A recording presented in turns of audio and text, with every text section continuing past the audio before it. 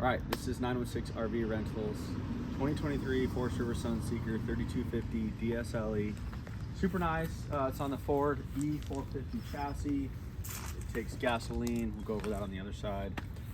So I'm pretty much just going to go over some of the basic stuff that you're going to need to know for your trip. This is the propane compartment in here. There's not a lock on this one. Generally speaking, this will come full of propane, or at least enough propane for your trip. If you need to refill it, you can. It's right there. Here's the storage compartment here. This one's locked right now, but generally speaking, there's like sometimes a first aid kit in there and some extra oil, stuff like that. Right here's another storage compartment for you guys. Right there, empty. Let's see what else. We're going over the exterior for now. We'll go over the inside after. Here's another storage compartment here for you. Like that. Boom. Another storage compartment. This is kind of the main storage compartment. It's also pass through here. Back here you also have your outdoor rug. So all my units come with an outdoor rug. If you use it, especially if it's dusty, I need you guys to rinse it off, dust it off, stuff like that. A lot of the places where you'll go boating is really dusty, those boating campgrounds. So, but totally use it. I just appreciate it if you clean it up. In the back here, we've got a hitch with a 7-way electrical adapter here. Unless you've been given written permission on our reservation, you are not allowed to tow or hook up anything there. That includes bike racks, that includes anything. That includes cargo carriers. The reason for that is there are special bike racks and cargo carriers designed for RVs that don't allow it to shift around and bang into this. You don't want anything to hit the fiberglass. It's very, very expensive. So yeah, unless you've been given written permission, you cannot tow with this. Backup camera is up there. We'll go over it at the end, but essentially that's your view. It's at the very top looking down. That's your back here. Over here, this is also the other side of that main storage pass-through compartment. I do ask that you guys be gentle with these. They're just plastic, so just be super gentle. If you got kids, tell them to be gentle too. Kind of let it go easy. So in here, this is your biggest outdoor storage compartment. It also goes all the way through. So here's where I keep the stuff that you'll need for setup and hooking up your trailer when you get there. I'll go over the water hose bin first, and boom, water hose. Okay. In here you'll have the water hose right here. I think this is like a 50-footer. This one's pretty new. I just put in here. You've got your water filter. It has that shows you which way the water flows, and your water regulator. Most of the time, I don't care where this is hooked up, as long as it's hooked up in line. If you're going to plug this in at a campground, you're going to have city water pressure. I need at least the water regulator. It's up to you if you guys want to use the filter, but I don't want to be sending 120 PSI to the trailer. It could blow a bunch of fittings and have a big issue. So not a fun way to start or end a trip. This right here, this little adapter, this is nice for filling your water tank. So if you don't have city water pressure and you want to fill your tank, you can use this. It's just, you don't have to, but you can set it in there. Don't leave it. You do, like it says here, don't leave it unattended, right? You want to stay here. You don't want to overfill the tank. It can damage it. So hang tight here, fill it up.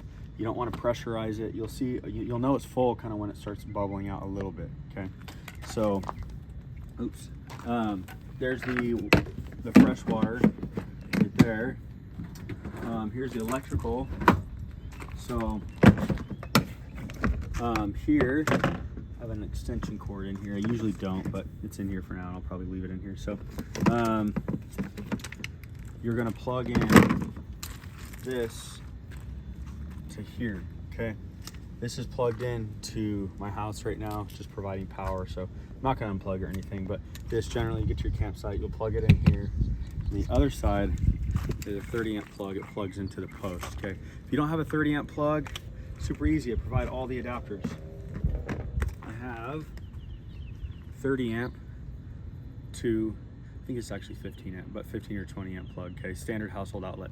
So especially if you're gonna go home and you're not leaving till the next day, or you're just gonna have this parked at your house for some amount of time, just plug it in. That way you don't have to worry about burning propane, you don't have to worry about burning the batteries up and stuff like that. And then this usually isn't in here. This is kind of for a different generator. I'm not really going to go over this. That's usually not going to be in there, but for this trip it is. And then these right here are manual links leveling blocks. So just unscrew this here. You can get your blocks. These ones you'll drive up on to get it level. This doesn't have any auto leveling or stuff like that. So unfortunately, you do have to use a manual block. So I'm gonna put these back in here. Usually, I notice when renters start packing their stuff up, these usually end up in here because they fit nicer and leaves a big bulk area for you guys. So one more time, be careful bringing this down. Okay, close it. When it comes to all these latches, I personally do, and whenever I use a trailer, I don't lock any of these, okay? I don't ever lock the trailer, period, almost no matter where I go, okay? But as a renter, I would highly advise that you guys lock all of these so they don't blow open, stuff like that when you're driving, but that's up to you guys. So the locks for all of them are here. Okay, so we've gone over freshwater fill, electrical. Here's cable, pretty rare if you want to use that. So in here, this is where your wastewater is, your dump, as well as the freshwater hookup, that hose that we just went over, okay? So same thing, be careful with these. So I'm not gonna touch too much for obvious reasons. This is the waste compartment here, but when you do go to dump the tanks, this is where you're gonna do it. You'll first dump the black. Actually, pardon me, first you're gonna grab the sewer hose. You're gonna bring it up through this hole. You're gonna take off that lid. You're gonna connect the sewer hose. It'll come out. You'll put the 90-degree clear adapter right there in the ground. You'll pull the black. And while the black is open right there, you're gonna connect a hose here to the tank flush, okay? This is like a sprinkler system that clears out the black tank, okay? So that just helps get it running smooth. I usually tell people to do it for like 5 minutes. Just keep pumping fresh water in there until it cleans it out really nice. And then you can pull the gray. The gray is just shower and sink water. So if you want more info on that, that can be a different video, whatever. We can go over dumping, or you can Google or YouTube how to dump, okay? But really critical, I'm gonna go one more time. Do not hook up a freshwater hose to this black tank flush without this open. It'll pressurize the closed system and cause huge issues. It's never happened on any of my units at any time, nor do I want it to happen, nor do you want it to happen. It just would not be good. So city water connection here. If you're going to a campsite that has water pressure, if it has a city hookup, this is where you're gonna do it, right here. You'll plug it in here. I put a little 90 degrees so it kind of comes out nice. And then you need to make sure this is on right there, okay? Generally speaking, this should be on there at all times. There's also gloves over there for you when you go to dump the tanks. Okay, bring this down, close this. Here's the fuel, standard gas, 85. Another empty storage area. Here's your water heater, so we'll go and I'll show you where to turn that on inside, but that's where that is. Another storage compartment right there, empty. This is your generator right here. I think I've got it locked. Let me see. Yeah, it's locked. So I can't open it, but you should not have to get in here to do anything unless you have a power issue. And in that case, you would contact me and I'll help you troubleshoot here and a couple other places inside. Okay. Other things right here. This is not an awning. This is a slide cover. So some people ask how they take it out. It just retracts automatically. There's one on the other side too. It comes out and goes back in just to cover the slide so no debris gets inside. I think that's it here. We'll go inside and we'll start doing the interior. Okay. I'm gonna turn the lights on up here. We'll go over that in a second, but I'm gonna turn the lights on for now. So right here, this is your battery disconnect. When it's on, there's power to the coach. When it's off, there's no power. Nothing will work at all. It's just the battery is completely disconnected. Here's your patio light. So it's up here. So if you wanna, there you go, on, off right there, okay. Here's your awning light right here. So you can see that. And then here's your awning. The vehicle has to be off for the awning to work. So I'll extend this out. Let me see. Oh, here we go. So that was actually rolled up backwards. That's why it didn't work the first time. So I tell every runner, it clearly states on these things, extend or retract. Right now, as you can see, I'm holding retract and it's going out. That's because the other runner previous to this didn't do it properly. So now I'll keep holding retract and it'll come in. Okay. Wait for that to come in. Like I said, the vehicle does have to be off. While waiting for this to come in, I'll go over the awning, okay? I can't make a definitive on the video right now if insurance will cover awning damage because it depends on where you book. Outdoorsy, RV Share, my website. Some platforms exclude awning damage. So, but I always tell people don't leave it unattended. Always make sure to bring it in if there's any wind. Because it's expensive, very expensive to fix these, especially if the arms have damage and come off and do need fiberglass damage. Okay, so now we're in. So there's all that right there. We'll go up here. This is kind of your main control panel for everything. Here, if you click the gray button, it tells you how much water's in your gray tanks, your gray waste, which is like sinks and showers. Your black, that says, you know, there's nothing in the black, it's E, okay? Fresh water, it's gonna read full because I have it full for this upcoming rental, okay? Battery is reading full. It's also reading full because I have it plugged into the house right now, so it's not actually telling you the battery, it's just saying there's voltage, you know, there. Then here's your LP, your propane, okay, 2/3. So that's how you check all that right there. Okay, here are your lights, your living room and your kitchen lights. We'll leave those on for the video. Here's your water heater. I pointed at it on the exterior video. So I turn that on. Once that light goes off, we'll hear a flame and you'll hear it starting to warm the 6-gallon tank. So we'll wait a second for that to turn off.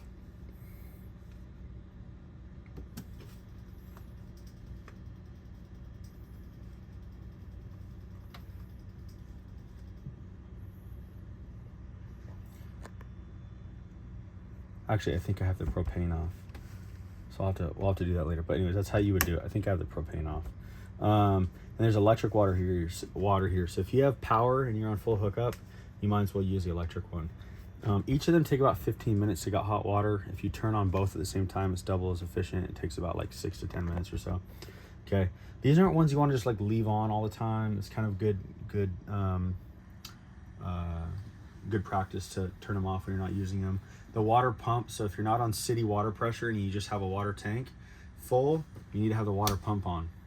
So now with the water pump on, you have water pressure. If I turn that off, this won't work. It'll work for a second and then it'll lose pressure and it'll build pressure again. So there's all that. Here's just a light over there on the side. It's an exterior light. Generally leave that off. And then here's the generator, stop, prime, and start. So if you need to use like the AC unit or the TVs, or you need to keep the batteries charged or recharged, you can turn on the generator. So usually I prime it for about 5 to 10 seconds, and then we'll start it. There we go. So it's on. These are the hours on the generator. So every reservation, you have a certain amount of hours allotted to you for free every day. Anything in excess of that will be a certain charge. So once you turn on the generator, it takes about 20 seconds and then you'll hear a beep, and that will mean that the coach has power. It just takes a second to initiate. And you can tell because this will turn on. But right now, we're already hooked up outside, so I already have full power. So we'll turn off the generator. Just want to show you guys how it works. Right there. Okay. Then we'll do the slides. So here's the slide in and slide out. There's 2 slides on this coach. There's one in the front and there's one in the back. So right here it says, in order to use the slides, the vehicle must be running and the parking brake set. So I'm going to do that real quick here. I'm just going to turn it on.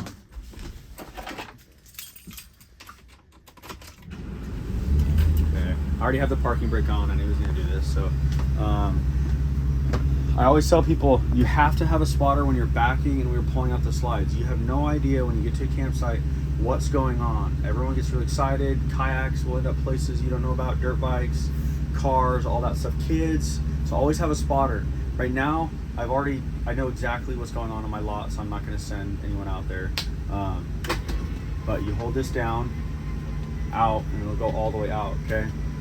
When you're doing this, do one slide at a time, have a spotter, make sure there's no weight, no kids jumping on the slide or anything like that. And then it'll stop right there, okay?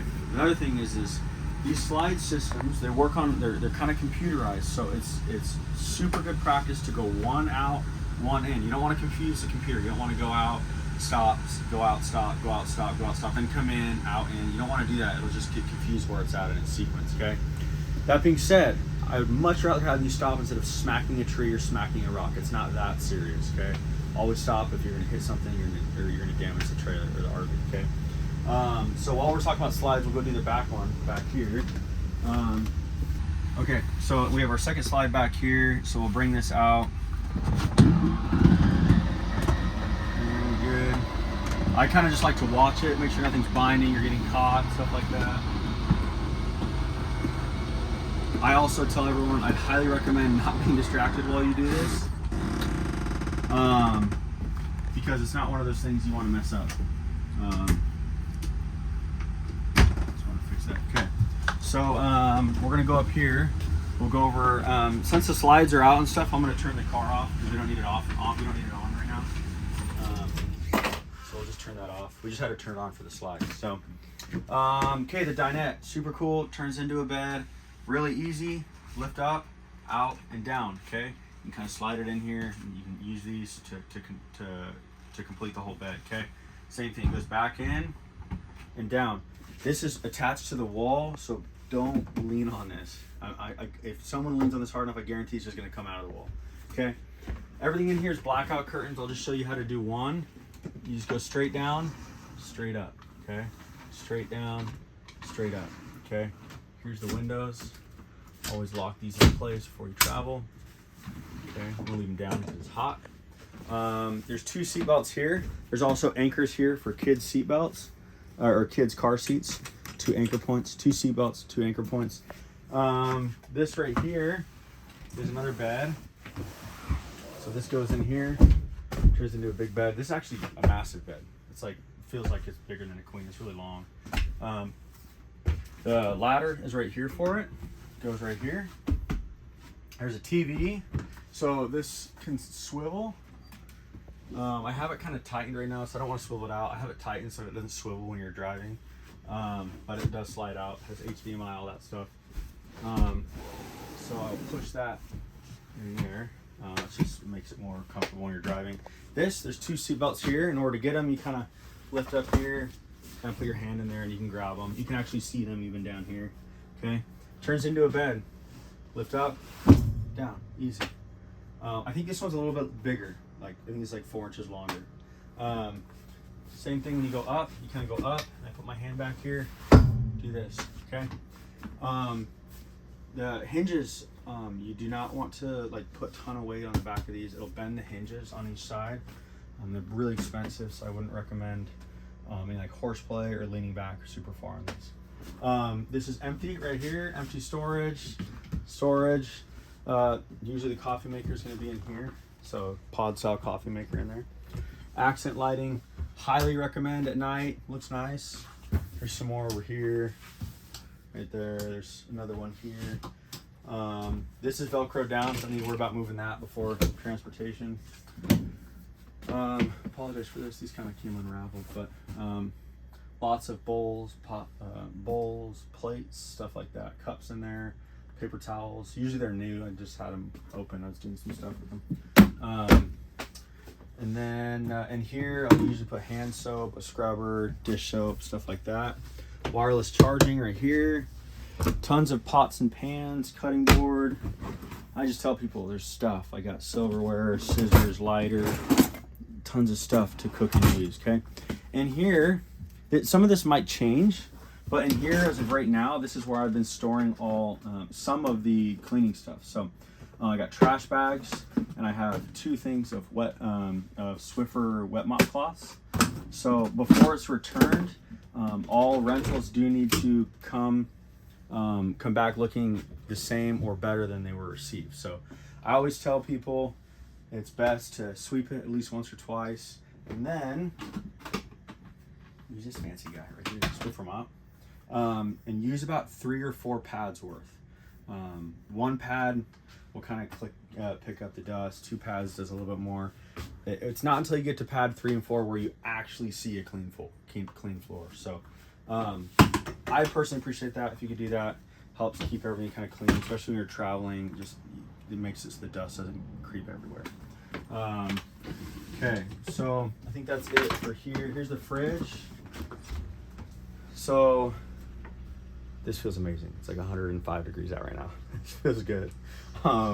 We got the, I want to jump in this thing right now. We got the freezer up here. It's a pretty big fridge for an RV, actually. It's not residential, but it's also not like the smaller one. I think this is like a 10 cubic feet. Yeah, 10. So it's bigger than normal, larger than most. The thermometer is up here. It's off, cold, colder, and coldest. I have it on coldest right now because it's super hot.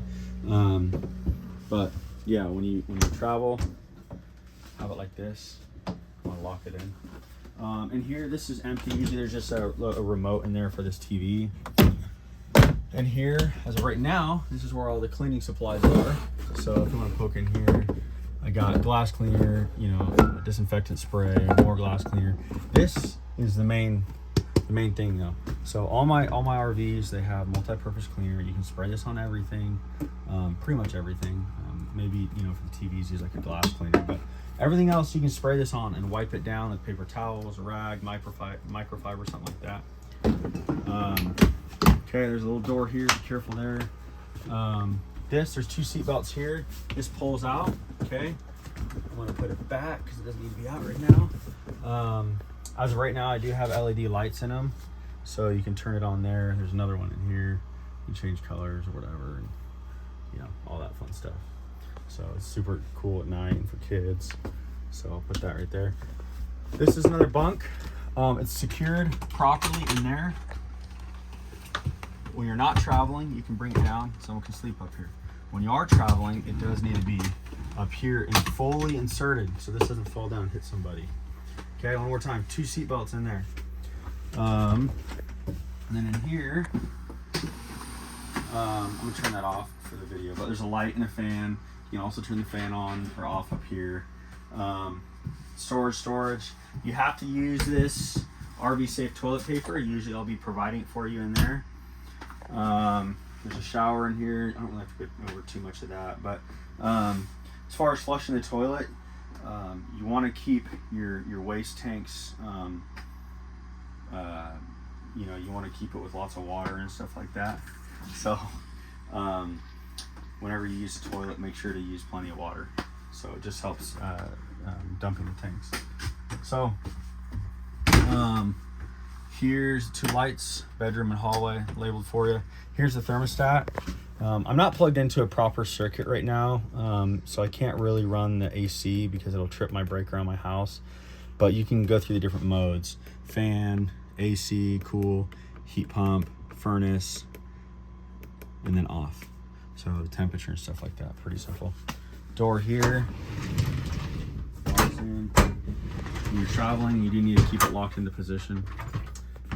This is all empty here, okay? There's also storage under here, okay?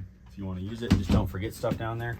There's power on each side of these. You can kind of zoom in if you want. This is the emergency exit back here. So I think you just lift up on these and then you can get out that way. So you need to keep those locked in now. That should be empty, empty, and empty, all those up there.